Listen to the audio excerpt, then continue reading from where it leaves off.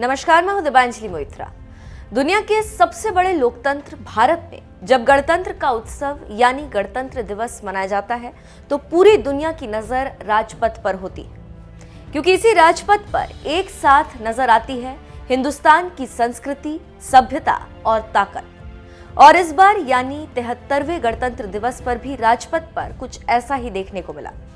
एक तरफ जहां राफेल लड़ाकू विमान 1971 युद्ध में शामिल सेंचुरियन टैंक की झांकी नजर आ रही, तो वहीं दूसरी तरफ आर्मी ऑर्डिनेंस कोर के लेफ्टिनेंट मनीषा बोहरा ने भी उस वक्त इतिहास रच दिया जब उन्होंने राजपथ पर शान से पुरुष दल का नेतृत्व किया।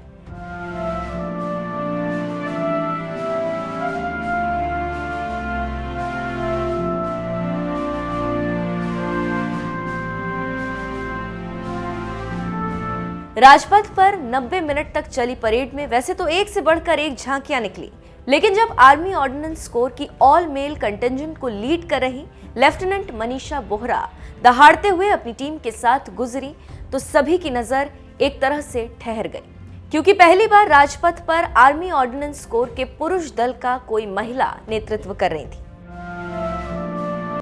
परेड को लीड करने से पहले लेफ्टिनेंट मनीषा बोहरा ने इसके लिए खूब अभ्यास भी किया था। उन्होंने बताया, मैं एनसीसी का हिस्सा रह चुकी हूँ, इसीलिए परेड को लीड करने के लिए बाकी अफसरों के मुकाबले मुझे ज्यादा तरजीह दी गई। एनसीसी से जुड़े होने का मुझे फायदा मिला। हमने अक्टूबर से ही हर दिन कमांड, मार्च और ड्रिल मूवमेंट की प्रैक्टिस शुरू कर दी थी। मुझे विश्वास है कि हम राजपथ पर भी शानदार प्रदर्शन करने जा रहे हैं।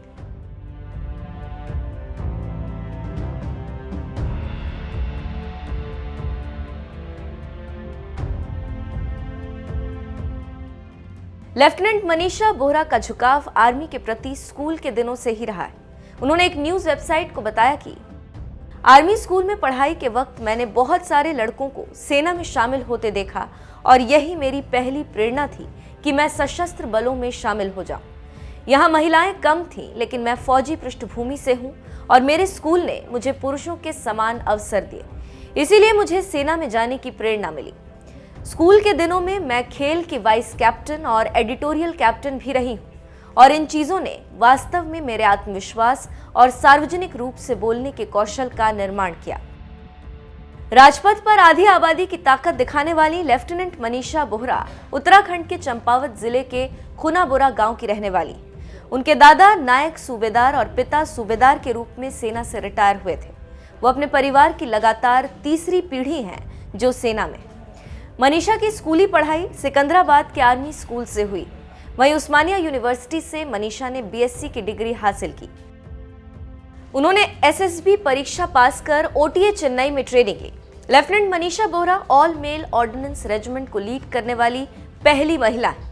इससे पहले 15 जनवरी को सेना दिवस के खास मौके पर मनीषा बोहरा पुरुष आर्मी ऑर्डिनेंस कोर रेजिमेंट का नेतृत्व करने वाली पहली महिला अधिकारी बनी थी।